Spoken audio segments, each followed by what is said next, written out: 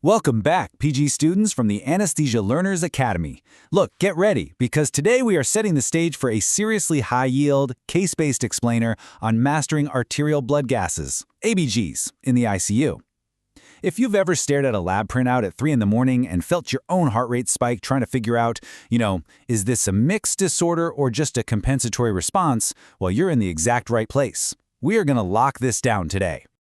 Okay, let's dive right into this roadmap. First, we'll quickly master the ABG basics. Then, we hit the 3-step interpretation method. After that, we're solving metabolic acidosis, unpacking some tricky alkalosis scenarios, tackling mixed acidosis, and finally, we'll face the ultimate mixed disorder test. It's going to be fast, so stay with me. All right, Section 1, Mastering the ABG Basics. Let's quickly lay the foundation. Now, you guys already know the standard normal ranges, but let's refresh. We've got our standard pH range of 7.35 to 7.45. But here is the absolutely critical secret for our specific interpretation method. 7.40 is our absolute baseline, right in the middle. Anything strictly below 7.40 leans acidotic, anything above leans alkalotic. Got it? PaCO2 is 35 to 45 millimeters of mercury.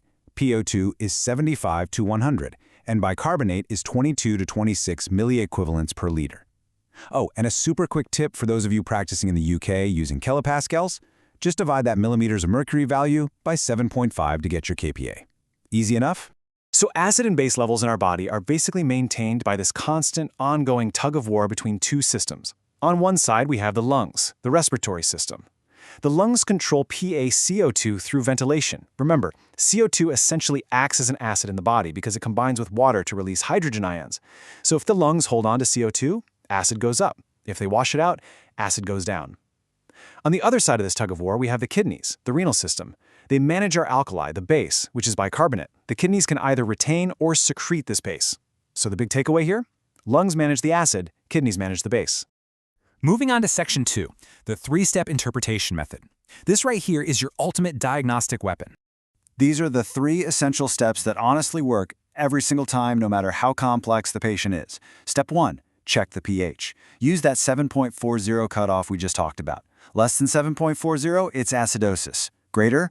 Alkalosis. Simple. Step 2, find the primary pathology. Look at the PaCO2 and the bicarbonate to see which one actually matches the pH disorder. Basically, you're asking, is it the lungs or the kidneys driving the bus here? And finally, step 3, calculate the compensation. Is the other system stepping up and trying to fix the problem appropriately? Now I want you to drop the confusing mnemonics. Seriously, forget Rome. Respiratory opposite, metabolic equal. It's just rote memorization, and under pressure, you'll forget it. Instead, just internalize this one physiological rule. If acid increases in the body's natural defense is to increase the base to compensate and maintain the pH. If acid drops, base drops. They move together to protect that 7.40 baseline. It's just that simple. All right, Section 3, let's put this into practice. Solving metabolic acidosis. Case 1. Picture this, you're the on-call doctor. Your pager goes off. Your patient presents with severe diarrhea, vomiting, some really distinct signs of dehydration, tachycardia and tachypnea. They are breathing fast. Notably, there is 0 history of pulmonary disease. Right away, this history should be giving you major clues. The symptoms lean heavily toward a metabolic issue, specifically fluid and electrolyte loss from the GI tract. So, you pull the raw ABG labs. The pH is 7.31. The PaCO2 is 29, and the bicarbonate is 15. The lab also notes a normal anion gap. Okay, let's apply step 1. The pH is 7.31, which is low. So boom, we instantly know we're dealing with acidosis. Step 2, what's actually causing it? Well, the PaCO2 is low at 29, but wait, a low CO2 would normally cause alkalosis, so the lungs are not the primary culprit here. But look at the bicarbonate. It's severely low at 15. Loss of base causes acidosis. So our primary pathology? Metabolic acidosis. Okay, so we know the primary disorder is a normal anion gap metabolic acidosis. But here is the real challenge for you Academy students. Is the respiratory system properly compensating for this massive metabolic disaster? Take a split second. Think about it. Try to mentally solve this before we move on. And this brilliantly illustrates why we use step 3. Let's calculate the compensation using Winter's formula. The expected PaCO2 equals 1.5 times the bicarb plus 8 plus or minus 2. So let's plug in our patient's bicarb of 15. 1.5 times 15 is 22.5. Add 8 and you get 30.5. Add in that plus or minus 2 and our expected respiratory compensatory range is 28.5 to 32.5. Now, what's our patient's actual PaCO2? It's 29. It falls absolutely perfectly into this range. But because the pH is still strictly below 7.35, the final read is a partially compensated normal anion gap metabolic acidosis. The lungs are doing exactly what they're supposed to do. Section 4, let's dial up the difficulty a bit. Unpacking alkalosis scenarios. Cases 2 and 3. Let's look at two different flavors of alkalosis side by side. Case 2 is a patient with profuse vomiting. Their pH is 7.48, partial pressure of carbon dioxide is 47, and bicarb is 32. Case 3, on the other hand, is a patient experiencing a severe panic attack with hyperventilation. Their pH is 7.50, partial pressure of carbon dioxide is 28, and bicarb is 22. Now, both of these patients have a pH well above 740. They're both alkalotic. But in case 2, the high bicarb of 32 is driving the alkalosis. It's a metabolic issue.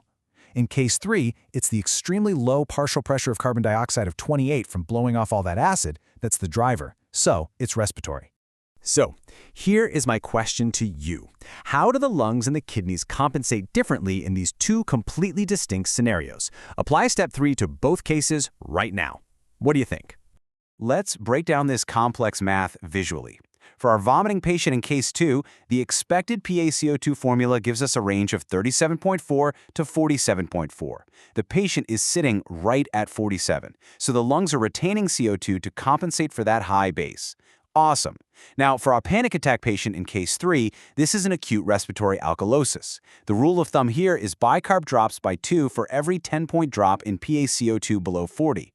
Well, their PaCO2 dropped by 12, so bicarb should drop by about 2.4.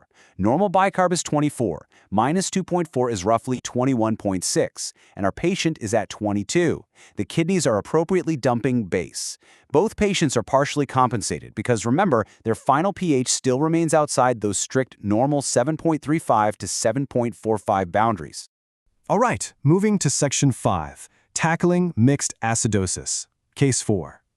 Fair warning, PG students, this is the exact kind of nightmare scenario you will frequently see in crashing, multi-organ failure patients in the ICU. Your patient initially presented with shortness of breath due to severe pneumonia, which unfortunately rapidly progressed to ARDS, acute respiratory distress syndrome. Now they are septic, and their urine output has acutely dropped to near zero. That indicates an acute kidney injury. Basically, their organs are sequentially shutting down. You draw the gas, and wow, the pH is a critically dangerous 7.18. We have severe acidosis. Step 2, let's look for the culprit. The PaCO2 is high at 52, so retained acid. That gives us a respiratory acidosis. But look at the bicarbonate. It is low at 16, loss of base. That is a metabolic acidosis. We have completely conflicting markers that both lead to the exact same terrible outcome. This right here is a true dual threat scenario. Both the lungs and the kidneys are utterly failing to manage the acid in this patient's body. The lungs can't blow off CO2 because of the ARDS, and the ischemic kidneys are failing to retain or generate bicarbonate. This is a severe mixed respiratory and metabolic acidosis. In profound sepsis like this, you often just don't have the luxury of mathematical compensation. What you have is total systemic organ failure requiring immediate, aggressive, life-saving intervention. Finally, Section 6, the ultimate mixed disorder test. Case 5, the climax case that routines trips up seasoned doctors. Here is your tricky clinical history. The patient presents with profuse, ongoing vomiting. However, upon examination, you also notice a significantly decreased respiratory effort and complaints of shortness of breath. You really need to keep both the severe vomiting and the poor respiratory drive in your head at the exact same time to solve this one. Now, what's really interesting about this slide is the numbers. The pH is 7.48. Step 1, we've got an alkalosis. Now look closely at step 2. We check the PaCO2, it's 58. High CO2 causes acidosis, so that's obviously not our primary driver here. We check the bicarb, It's sky high at 36. That excess base perfectly explains the high pH. So our primary diagnosis is metabolic alkalosis, clearly driven by the profound vomiting. But wait, we have to do step 3. We calculate the expected respiratory compensation for a bicarb of 36. Doing the math, the expected PaCO2 range should be between 40.2 and 50.2. But the patient's actual PaCO2 is 58. It is way higher than the compensatory range. So what does this actually mean? It means that even though the overall pH is alkalotic, the patient's terrible respiratory drive is actively retaining excess CO2, creating a hidden superimposed respiratory acidosis. It's a highly complex mixed disorder that perfectly matches our tricky clinical history.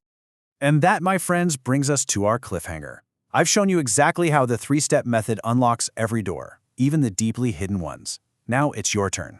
Head over to the Anesthesia Learners Academy platform, grab the bonus unexplained ABG case we just posted, apply these 3 steps, and drop your full diagnostic breakdown in the comments below.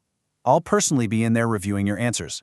Keep studying hard, trust the physiology over the mnemonics, and I will see you in the next explainer.